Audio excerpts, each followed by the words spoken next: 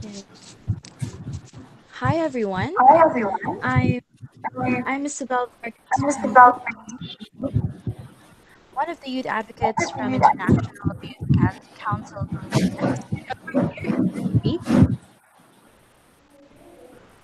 Hello everyone, I'm Mushfiq Tajwar. I'm working coordinator in Action Aid Bangladesh, and at present I'm working very closely with SDGs. And in the upcoming webinar, we'll be talking about SDGs, and this information will be reflected on the high-level political forum. So thank you for joining with us. Thank you for joining us for this webinar, and we both welcome you to Youth Perspectives towards the Asia Pacific Forum on Sustainable Development. And me and Mishfiq will be your facilitators for this webinar. The purpose of this youth-led webinar is to provide an opportunity and platform for young people across the Asia-Pacific region to share key issues and priorities they believe should be prioritized at the upcoming Asia-Pacific Forum on Sustainable Development by government, to share their own experiences and perspectives towards the SDGs under review, further identifying where accelerated progress is needed across the region to meet 2030 targets. The discussion will also touch on strengthening the processes and mechanisms for youth engagement at national, regional, and global level of the HLPF processes. Thank you, Isabel, for setting up the scene for us. And then again, I would really like to encourage our viewers to leave their comments and please question our panelists if you have any. Uh, I would really like to remind you all that these questions and these comments, this will be reflected on the high-level political forum in upcoming, which will be happening in Thailand next week. So please do leave comments, and please, if you want to share this live stream with your friends, please do that. Thank you. So in the note of that, we have an official hashtag. It's hashtag ABFSD Youth 2019. So for everyone who's here with us, you could share this on Facebook, tweet, or Instagram this. Okay, so an overview of what's going to happen for an hour. We will begin with an overview of the APFSD and opportunities for CSO and youth engagement, and how this forum connects to the follow-up and review processes of the high-level political forum at national and global levels. And then for 45 minutes, youth advocates from across the Asia Pacific region will share their experiences implementing and holding their governments accountable to the SDGs, reflecting on common challenges and solution. Also, the youth advocates will have an opportunity to answer your questions. So we do encourage you to chat in the YouTube for you to use the YouTube chat box for any questions you will have in the discussion. And finally, Restless Development will briefly share some information on a supporting resource for young people interested in getting more engaged in HLPF follow-up and review processes. Thank you. Um, Thank you, Isabel, for describing what will happen in the next hour. And now I would really request our panelists to set the scene for us that we are going to discuss.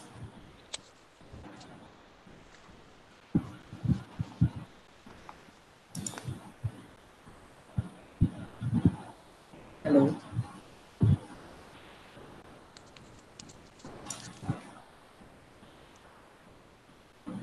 Oh, I believe that's me.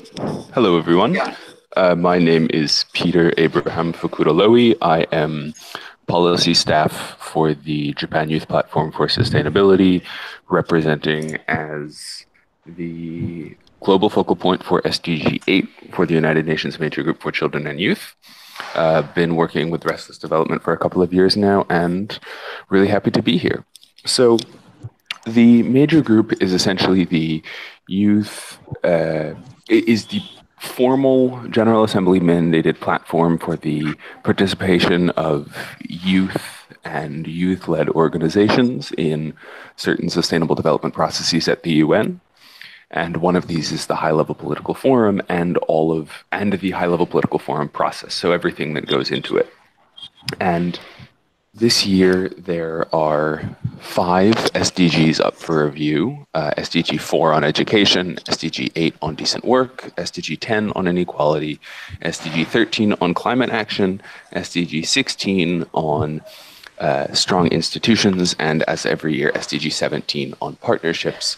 I'm in Geneva at the moment, where we've just had the regional forum for Europe, North America, and Central Asia. And so I'm really happy to get to talk a little bit about this and then get to talk about what's going to be happening more or less the same format in Bangkok next week.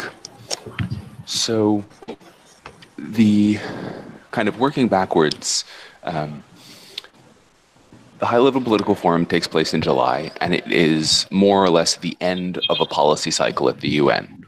Roughly, things start in September at the General Assembly and then go until July.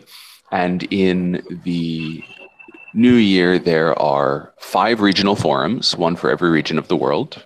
There's the STI Forum, Science, Technology, and Innovation. There are any number of other important formal forums, all of which feed into the high-level political forum. So Geneva was 2 days long. We had an official youth pre-meeting, which we pushed the organizers in Bangkok to host as well, but didn't quite make it work. And what will happen over the course of the several days is that civil society and young people will engage in this process. They will go to sessions, they will have the opportunity to make interventions, and they will say, look, you're only talking about, I have one teammate who's going to talk about transitions, youth transitions, so transitions from school to work, transitions from work to work, transitions skills for the 21st century.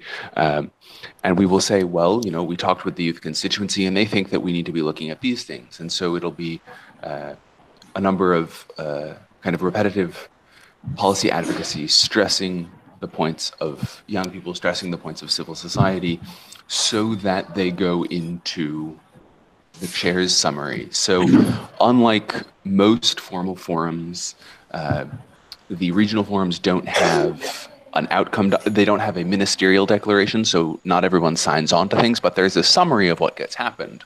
So for anyone who is able to attend, from a youth advocacy perspective, really the most important thing to do is participate and shape the dialogue so that the chairs know, oh, there are active young people and youth-led organizations who are really, really passionate, really, really knowledgeable about these specific topics. And then that will feed into the chair's summary. And then those discussions can be carried on at other regional fora. They can be carried on, again, at the Science, Technology, and Innovation Forum if people want to talk about 21st century skills. And then in July, all of those will come into the high-level political forum, where there are both regional and national reviews, as well as specific thematic reviews. So for everyone listening and everyone attending, you do have the opportunity to not just talk about what your region or your country need, what young people in your region or country needs, but also thematically. Young people are really, really interested in quality education. Young people are really, really concerned about climate change. These kinds of things are the points that you can stress, and that's how it feeds into a bigger picture. It's little steps at a time, and often very hard to see those changes, but I encourage you all to take heart and know that they will eventually work their way up to the high-level political forum. And if you have questions along the way, Restless and the major group are here to help. Thank you so much, Peter. Yeah, thank you, Peter Fukuda Lowy, for opening the session and setting the scene. So now we are going to hear from truly inspiring and groundbreaking youth advocates from across the Asia Pacific region. So we have here Muhammad Wasif Bashir Babar, founder and the president of Pakistan Youth Parliament for Water. We have here Samara Polwata, Earth Lanka and Blue Resources Trust. Prazoon Kumar from Youth Development. And unfortunately, Hercules Jim, one of the officers of national won't be able to join us. So we invite we invite back Peter, who will join us in this discussion. So Mishpi will be getting over with the first question for the panelists. Thank you for introducing us with our panelists. At this point, then again, I'm gonna remind our viewers and those who have been watching this webinar, leave their comments and please ask us questions that you may have, and our panelists will we will reflect those questions to our panelists so that they can answer those questions and those questions will be answered. And if you want to, get the final comment, give me your address and we can communicate you later. At this point, I'm going to open the floor for our honorable panelists to ask questions. The first question will be: have you seen progress in your country or at regional or global level towards meeting specific sustainable development goals and targets? And why do you think there has or has not been enough progress?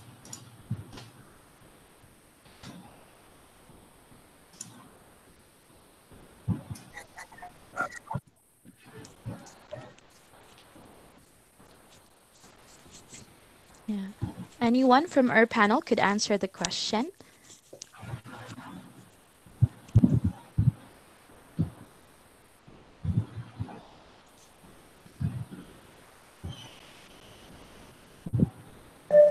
Hello, can you hear me, please? Yes, we can hear you loud and clear. Thank you.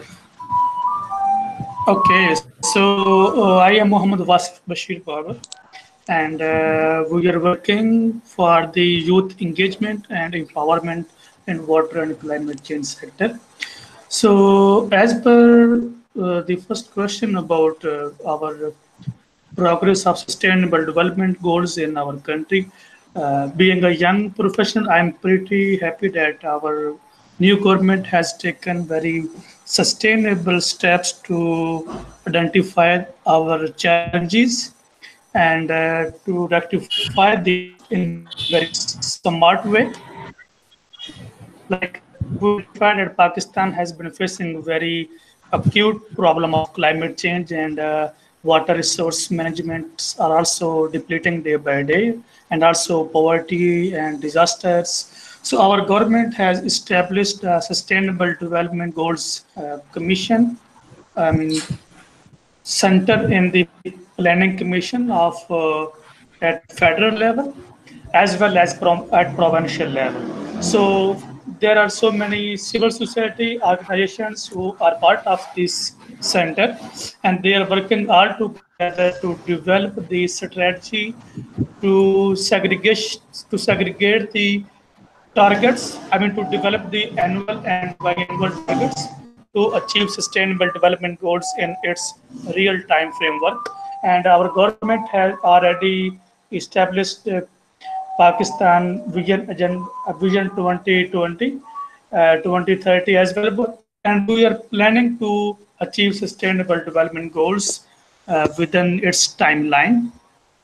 And secondly, the main point about our targets as well as our progress. I am pretty happy that Pakistan is now in the list of the countries who will be presenting their voluntary review report in high level political forum in this year. So our government, Ministry of Climate Change, with the support of other actors like UNICEF, WaterAid Pakistan, Plan International, and some other organizations and think tanks, they are working very actively to develop the VNR report on sustainable development goals to present it in high level political forums. And yes, I am sharing with you all very honestly that the pace as well as the speed to achieve sustainable development goals, although this is not much speedy, but it's very sustainably and smoothly going towards achieving the sustainable development goals in Pakistan. And also at the region level, I mean, Pakistan is based in South Asia, and last year we host South Asian Conference on Sanitation in Islamabad, where high level our government official, especially His Excellency President of Pakistan, was also part of this South Asian Conference on Sanitations. So this is showing the government seriousness in achieving the sustainable development goals. Amo. It's about my side. Well, thank you so very much for your sharing of your experience and your knowledge with us. And we really appreciate that your government be doing so much nice work these days. Now, I would really request other panelists if they want to weigh in this topic and like share their views, what they have seen in their nations and what progress have been done, or what they think on this given topic. So, please, other panelists, I will really urge you to like weigh in and please share your opinion with us.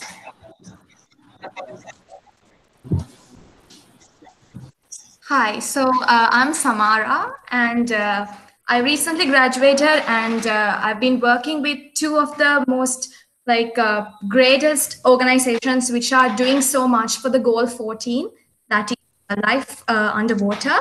So, in terms of that particular goal, which I'm really interested in, Sri Lanka has come to a pace that where they are following lot on these SDGs, and we have a proper plan ongoing in terms of achieving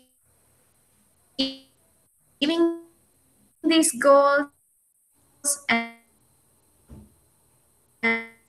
And so specifically talking about the socioeconomic situation, we have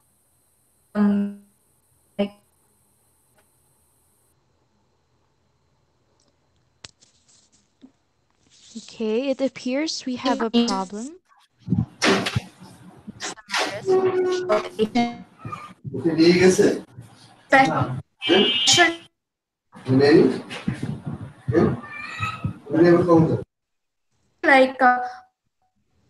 like poverty 1% in the whole country, and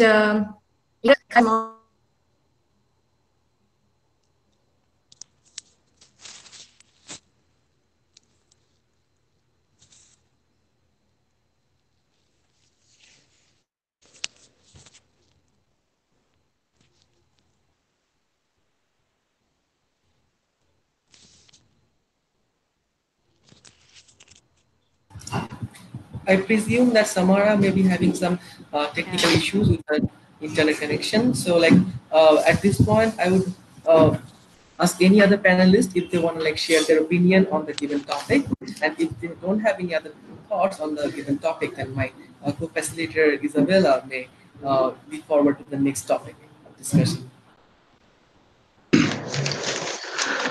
Yeah, hello. Yeah, sure. Yeah, myself Prasoon Kumar. Like, I am youth accountability advocate working in India. So, like my work with restorative development, it primarily focuses on SDG 5, which is achieve gender equality and empower all women and girls. So basically, as far as I can relate that gender equality, it is closely related to literacy. Once a people is educated, he or she will be able to fight for his rights. So what I can see is that in our country, the focus on education, it has been more in the recent in past few years or past few decades only. We can see that the India is progressing a lot in terms of providing education to all, and basically when it comes to providing education to girls in the country. So, like in 2002 only, the Parliament of India, it passed a constitutional amendment by which it provided that that the right to education will be a fundamental right to available to all the citizens of India, wherein the government would provide free and compulsory education to all the uh, to all the children between the age group of 6 to 14. So that is a milestone in achieving like universal education to all, wherein all the people will get educated and they will themselves fight for their rights. So in 2002, the constitutional amendment was passed, and in in 2009 we have brought this right to education, the right of children to free and compulsory education act of 2009, wherein the constitutional provision which was enacted in 2002, that constitutional mandate was realized through this act. In this act, the details of how India will achieve universal education for all the children, that was set up in this act. But one thing I would like to highlight, that for the constitutional amendment, it was passed in 2002, but the act was enacted in 2009. So there was like a gap of 7 years. So that should have been avoided. But anyhow, like now the act has come, and now we can see that more and more people, more and more children are getting enrolled in the schools. Getting enrolled in the school is one thing, but we have to see that the children are not only getting enrolled, but they're getting education also. So in we can see that since India is not not so rich country, there are poor people, there are many poor people. So we have to see that the poor, they are able to reach school. So there are other schemes also which the government of India is running, to check the dropout in the schools. What was happening is that many children, once they were getting enrolled, they were dropping out from the school. So to check those, the government has started the midday meal schemes, midday meal scheme, wherein the government in the government school, the children are provided with meals in the school only, so that because of hunger they don't left the school. Or and this also ensures that the children, they are in proper health, because if the children are not in proper health, they won't be able to learn further. Also we can see that in our particular state of Bihar, there is this CM's bicycle initiative for the girl child, wherein the government provide bicycle to the girl for going to school. Once a girl moves to class 9, then the government provides her a bicycle which she will use to come to the school. This reduces the dropout of the girls from the school. There are also scholarships which now are directly transferred in the bank accounts of the girls, so that the corruption has also been reduced by the direct transfer. And these are some of the steps which the government has taken for ensuring education. And the result, we can see that in the latest government data, we have seen that the number of literate women has raised from 55.1%. It was 55.1% in 2005 and 6, but the same has come up to 68.4% in 2015-16. This shows that because of the steps which the government has taken, the more and more people, and particularly women, are getting educated. Honorable panelists, Yeah. thank you so much for the lovely discussion that we are having. But at this point, I need to jump in, and I'm going to introduce a question to you, to all the panelists. Actually, one of our audience have been asking this question, that what she was asking, that do most of young people in the participant countries know about the SDGs? Is a very crucial thing. That does our young population know about SDG? What is SDG, and where are we going with SDGs? And how can we spread more awareness among the youth to know about SDGs? Our honorable panelists, I would request you, any of you can jump in on the question that I have been asking.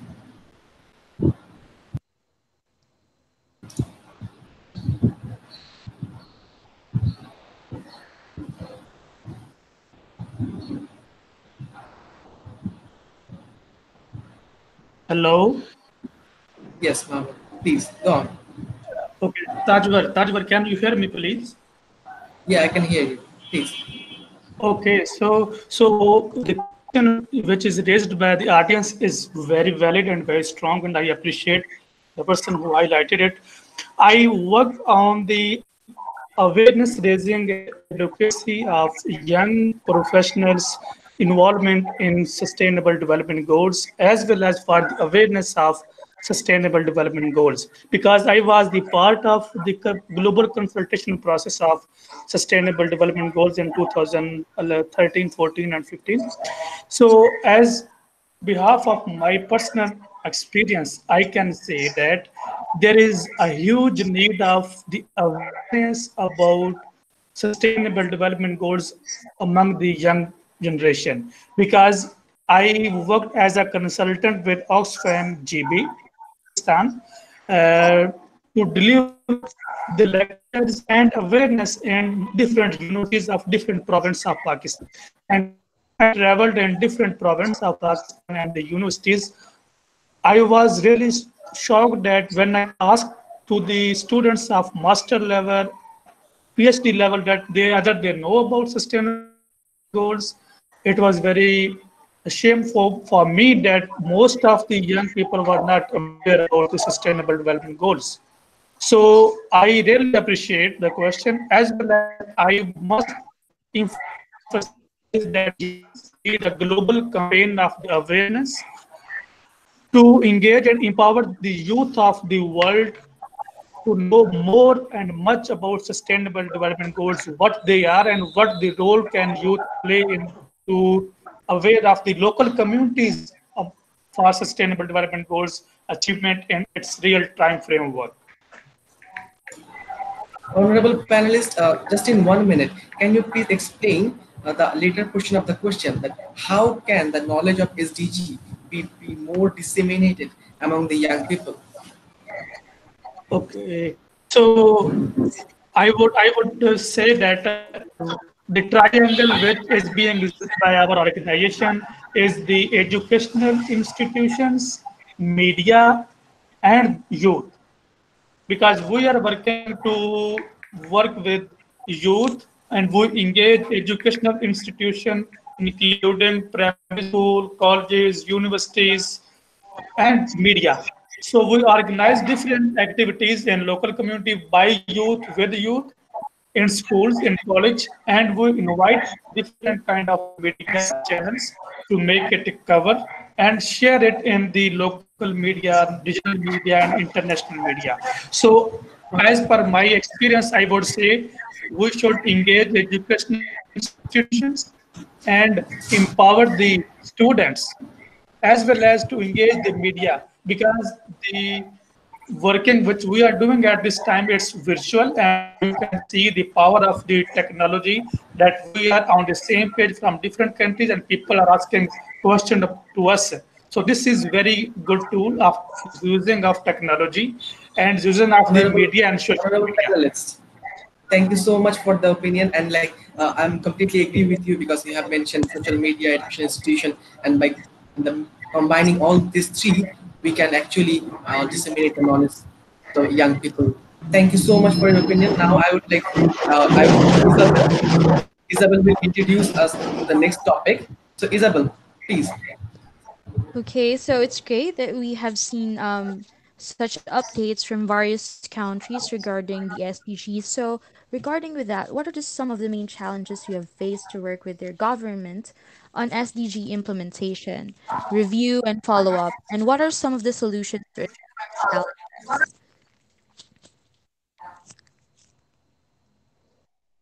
Okay, I would like to give my opinion in terms of Sri Lanka.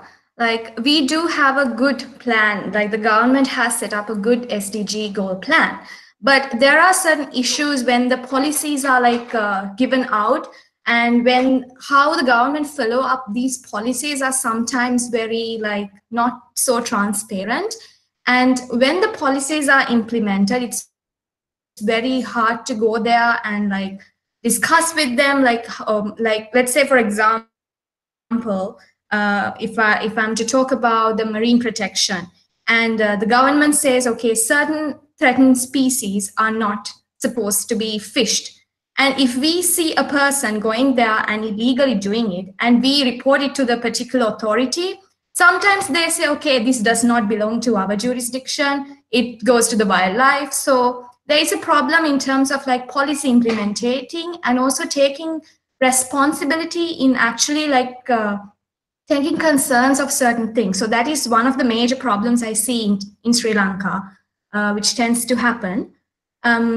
Yeah. And how do you think, what do you think are some of the solutions to address that challenges? Because there is really a problem in implementations of these policies. Yeah, so what I think is like if a certain kind of a ministry or something is responsible for looking after and like conducting these policies, they should like ascertain to that. The only thing is they are doing certain projects where they don't involve the community so much. So that relationship should also be built among the government and the community. For instances, we do so many cleanup programs in our country, like a bunch of organizations will go there, but then the community is not involved. Just by cleaning one place, it will not work like every day. So that community involvement should be there. And the problem I see in my country is like I'm not 100% that is they have such an attitude that they don't give so much grant and they don't like adhere to these policies as well. I blame the government as much, but to like implement these things into consideration.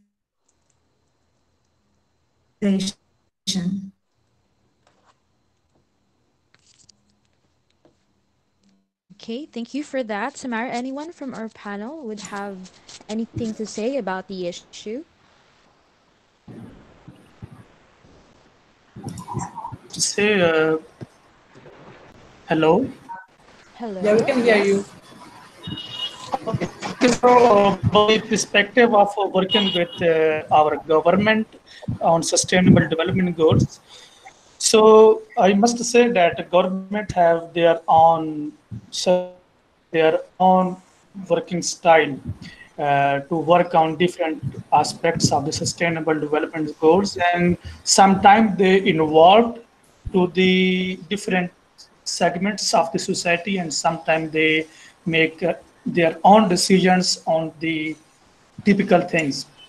So about the working with our government, being a youth and heading a youth organization in Pakistan, I have experience to work with government to participate in national drinking water policy. They invited us to participate in the national drinking water policy and sanitation, that is sustainable development goals, as well as the policy of climate change, that is sustainable development goals 13. The good thing is this, that now the government is fully aware about the power and the potential of young generation, and they are trying to engage young generation in their segments of the policy and implementations. One which is very good example of Pakistan, that's a billion tree. And we have started a clean and green Pakistan under the climate change ministry. So our government is trying to engage youth, and we are part of this campaign for the making Pakistan a climate resilient country. But the main thing about the working of government and the youth is sometimes very reluctant and sometimes very friendly. But the main thing, if you want to take a vote from us, I must say about 80 plus percentage of our government is taking everyone in their journey to achieve sustainable development goals, because we have established sustainable development goals unit in the Ministry of Planning and Development at federal level as well as at provincial level, and they are ensuring that no one is left behind in this journey. And the second segment about the solutions, which the challenges and solutions. The main challenge is sometimes government take their decisions by themselves on typical things. I think this is very important thing that government should take on board youth and civil society and media, not from the negotiation, consultation, but also in the implementation process as well. Pakistan is taking this very seriously and they are engaging everyone, different multi-stakeholders for not only the consultation process but also in the implementation process. The main outcomes of this, we have successfully launched 1 billion trees around the nationwide of Pakistan, and now we are working on the uh, constructions of water reservoirs. So this is very important things that everyone is supporting the government initiatives as well as the government is also taking everyone on board. But at least Honorable, I must say that government should make more open for other peoples, for especially for youth as well. honorable panelists, thank you so much for your lovely opinions, and we really appreciate that you've been giving your opinions freely, and thank you. And then again, as we all know that we have some time constraints, so we need to be aware of our time. And at this point, I would really encourage our audience who've been watching us live right now to please share their comments and leave us questions if they want. And I would also like to encourage them, because if they leave their comments and they ask us question, we will reflect this question to this panel, and then again their comments will be reflected on the upcoming seminar. So, and then again, if our audience want to leave their email address, we can communicate with them with our panel comic, which is the ultimate product of this webinar. So at this point, we will be jumping in to our the third question uh, for our panelists. And the question goes, if there was to be a main outcome of the Asia Pacific Forum that would benefit young people across the region, what should this be? So now on the given question, I would really ask our panelists to like jump in and give their learned opinions.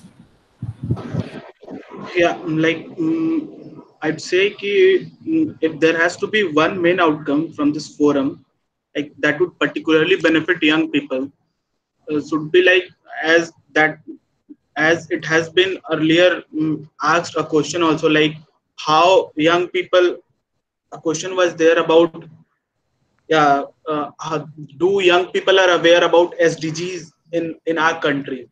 So the the last the outcome from this forum is the outcome from this forum which I think would be relevant is that like the government should agree that to make the young people aware about the SDGs, the government should inculcate the SDGs, a proper chapter on SDGs in the school and college curriculum. Then only like the young people, the younger generation, they will be aware about what is SDGs, how to achieve that, what are the authorities who are already working in that, and how the young people can contribute. Since the SDGs, like this like it is a very comprehensive goals, and if the young people are not aware, they won't be able like we won't be able to achieve the SDGs. So the outcome I think is that the government should agree to inculcate the SDGs, a whole chapter on SDGs in the school and colleges curriculum.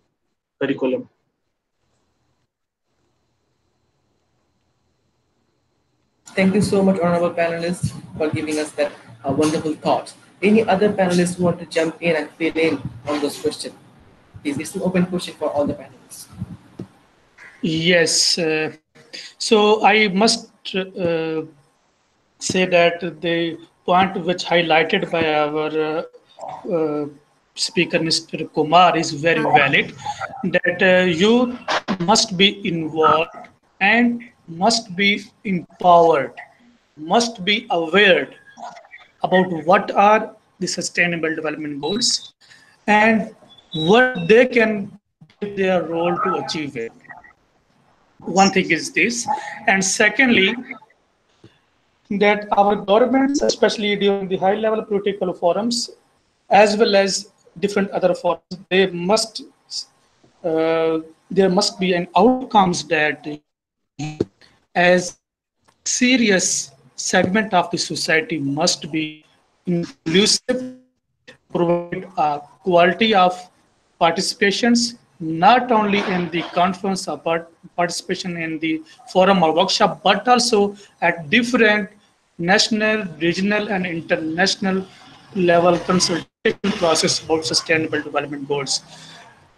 Because we all are working to engage and empower youth in sustainable development goals, but at the same time, our governments as well as our regional and national policies must be inculcated by the youth with their vision and the wisdoms. So my point is this, that there must be an outcome that with the declaration that youth must be engaged and empowered for the implementation of the sustainable development goals at all level without any kind of discrimination.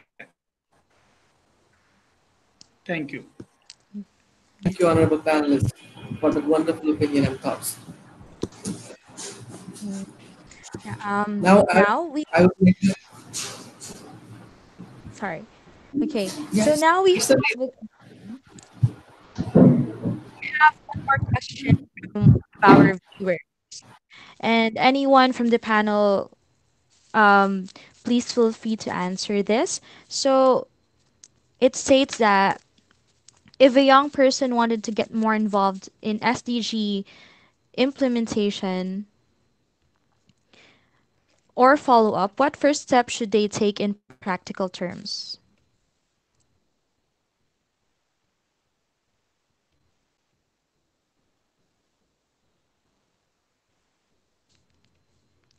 Anyone from the panel?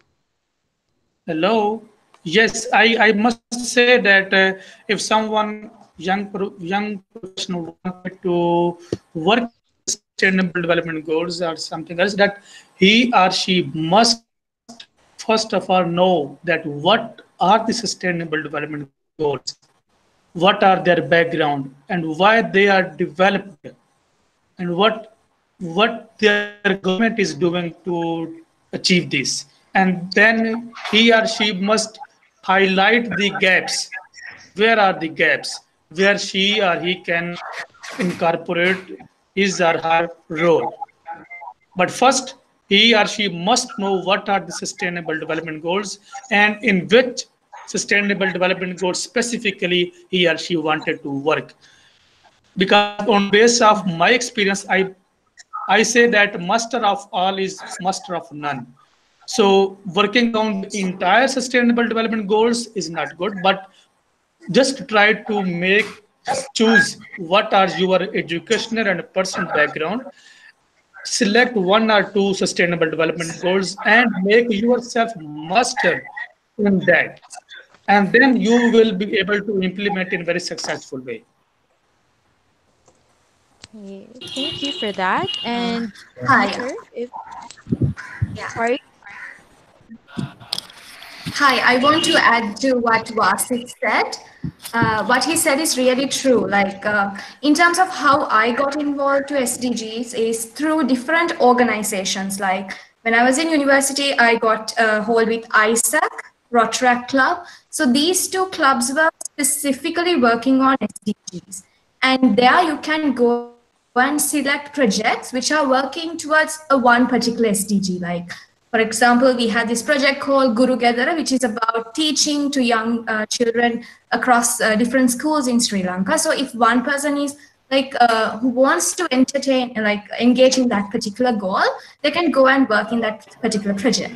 If not, like if there is no organization such as that to be involved, I would say like form a like set of group within yourselves, get to know what are the SDGs, select one particular goal that you would like to do. Let's say the SDG number 14, life below poverty.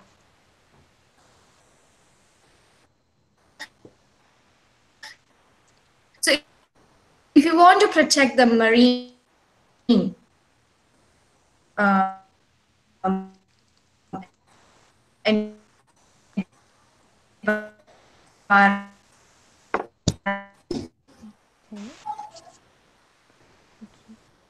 okay.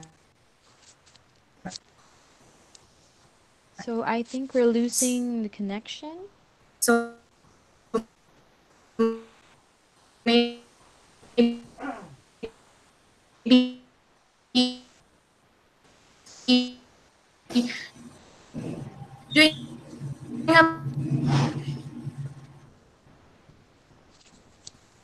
Samara, are you still there?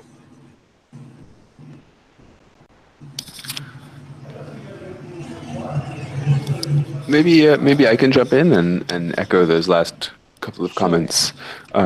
Yeah, I absolutely love the idea about, if you want to make a difference, you have to understand the goals. I think that's absolutely true and really, really powerful. I'd also encourage everyone to understand that you don't have to take them all at face value. I mean, these are designed for countries, they're designed for regions, for nations, for governments. And so in many ways, it's very difficult for a young person to understand some of them and understand the background behind them. Not quite 15 literally, but a lot of negotiations went into these. And so it's important to understand the background. But of course, you can't ask someone to understand all of them. One of the things that's becoming really clear in the work that we've done is to realize that you have to make them your own goals. And so there was this whole debate, well, if it's the global goals, then it kind of puts it up as very lofty, but it's really something about, internalizing them and making them your own. I encourage everyone to, as Samara said, get involved in an organization, whether it's ISIC or Rotary Club or any organization. Because every organization, large and small, is doing very good work in different capacities. And then as an organization or as an individual, if you want to take your local level knowledge to the international level, by all means, come and join us at the UNMGCY, get involved more with Restless development and say, look, these are the things that we'd like to be doing. But it's really, really important to say, look, this is what the Sustainable Development Goals are talking about, and this is what the people the young people, my friends, are talking about. There was a really interesting result that came out of a survey that we just did for the regional forum here in Geneva, where 60%, I think it was 60% of the young people said that youth employment or unemployment was one of the most pressing challenges for their region. But only 6% of the people said that SDG 8 on decent work was the most important sustainable development goal. So we have this 54% gap where people say, look, this is really, really important, but there's something more important than that specific sustainable development goal. So in many ways, and this is kind of a provocative comment, and I say it personally, in many ways, look at the sustainable development goals, see what's really important to you, find the issue or theme that's most important about, and then just forget about the SDGs. Focus on youth unemployment. We don't have to be always talking political talk. If you can show that you're making a difference to youth unemployment, someone who's working on the SDGs will care about it. You speak your language first, and then afterwards you can come in and join the SDGs. And it's more important to be doing good work on the ground than to be talking in the same language. It's really, really important to be doing good work, and I think everyone on this call so far has said excellent points along those lines, and I think anyone listening should take heart to those actions.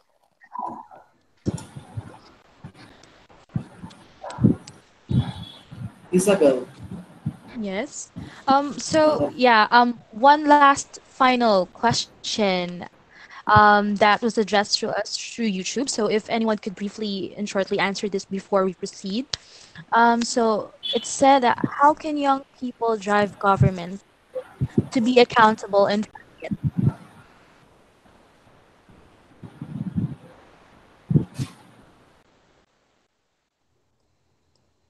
anyone from the panel could answer the question, and then we could move forward.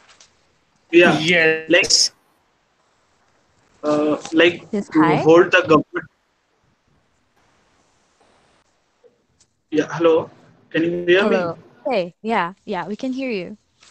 Yeah, like to hold the government accountable. Like I would suggest that for a single individual to hold the government accountable, what we can do is that uh, one option is that we can collaborate with organization which is already working in the area, next we can do is that by generating our own data, like if I am working on a particular SDG, I can generate my own data from the society on the given indicators. Like for every SDGs, there are indicator and target.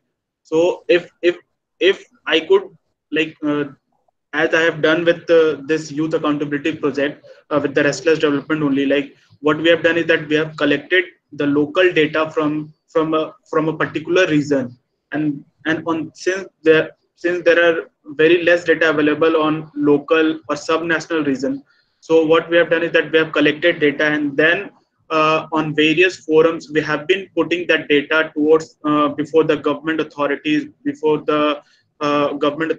and the ministers, chief ministers. So in that way, once we have our own data and we present that data before the government, in that way we can hold the government accountable, that see, this is the data which I have collected and this is the scenario which is existing in the society. In that way we can ask the government that this is the situation, and like this is what we have to achieve, but this is what is prevalent, and so the government must work and must allocate fund to, to achieve those goals or to minimize the disparities which are already existing in the society. So that can be a way. Hello. Thank you. Yes. I must second the opinion of Mr. Kumar that we should have sufficient strong accountable data with us before going to government.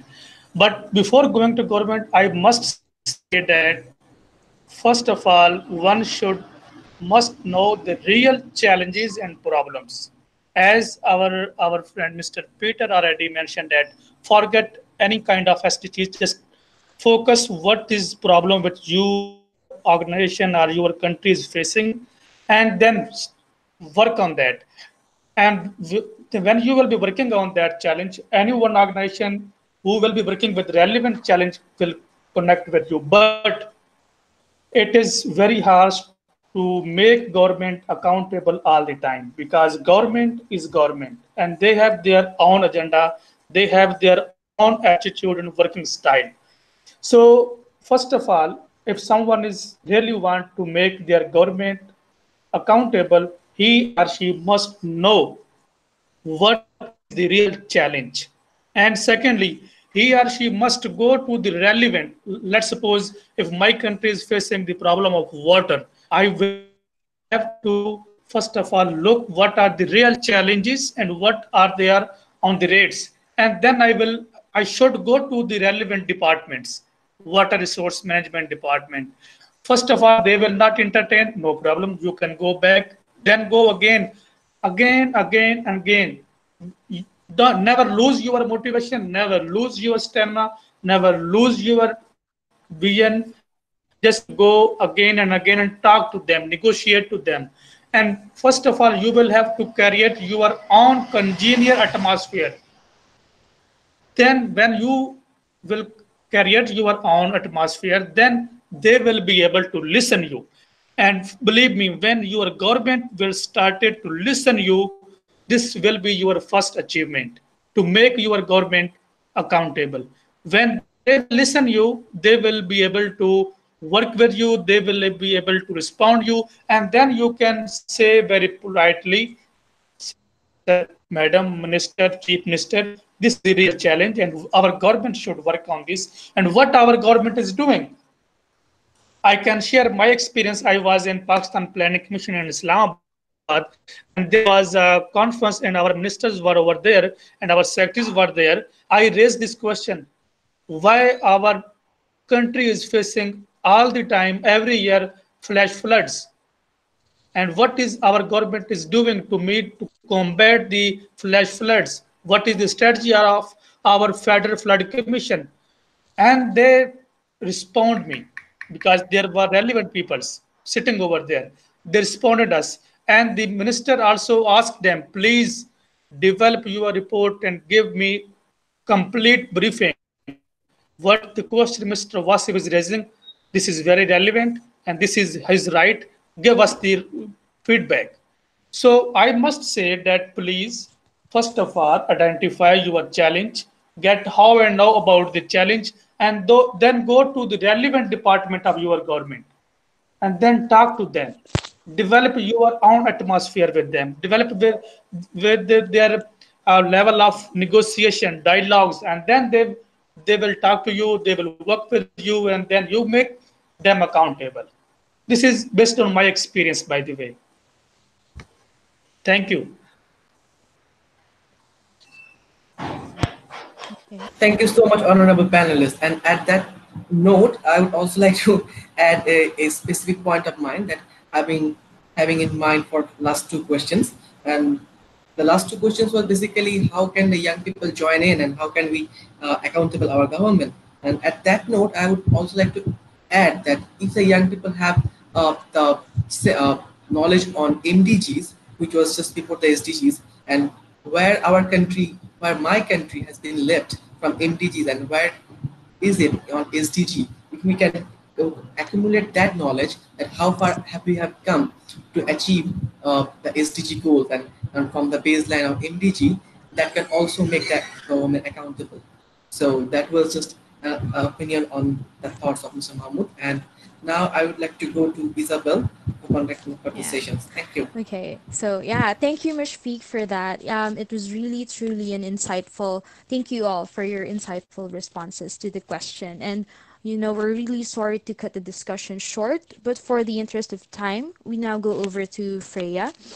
She's the Global Advocacy Manager at Restless Development.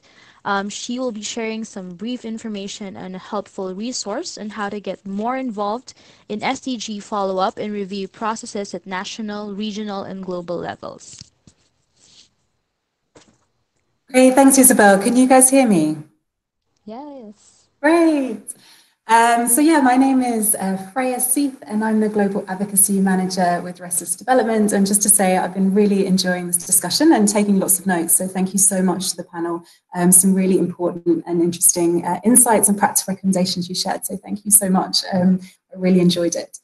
So I just wanted to spend literally 30 seconds introducing a resource to viewers, which is something that Restless Development created. And it's a practical guide that really just tried to capture some key insights for young people who want to influence their country's voluntary national reviews on sustainable development goal progress, which will then be formally presented at the high-level political forum. So this handbook, and you can kind of see it on the screen, it's Youth Power Powering the Voluntary National Reviews. It includes recommendations from Youth Power global leaders from all around the world, but also just lots of practical information on influencing opportunities for young people, be that at national, regional or global levels towards the high-level political forum processes, some of which Peter mentioned in his opening remarks. So very much tied to those particular processes, how to get involved, how to influence and be active as part of those processes. So there's a link on the slide. I appreciate that that is quite a long link, so do take a note of it. But equally on the final slide, there's going to be my email address, which is freya@restlessdevelopment.org. So if you're interested in finding more information about this resource or you didn't have a chance to write down the link, then please just send me an email and I'll be really happy to share further information with you. I'm also just going to hand it over to my colleague Sashini from ActionAid, who's going to introduce a second resource that might also be really handy for you to know about. So over to you, Sashini. Thanks, Freya, and thanks for all the panelists as well. I've been also taking quite a lot of stock on the notes about what we can do in terms of advocacy with our own governments as well. From ActionAid, also at the bottom of the screen is what we piloted in 7 countries last year in terms of methodology, how to build evidence from the ground, which a lot of you spoke to, and what steps we should take would be in place to make this happen. So the report consolidates our findings from countries like Vietnam, Bangladesh, Kenya, Uganda, Denmark, Tanzania, and Nigeria. We did present this last year at the high-level political forum, but also based on the steps, there are 6 methodologies. So it goes from all the way of how to build awareness, to how to collect data, which tools to use, and then also connecting with local governments and national governments, and then seeing where do we come in terms of working with coalitions to make regional and global advocacy. So please do take a look. And if you are interested to know more about it, don't hesitate to drop me an email. Thank you.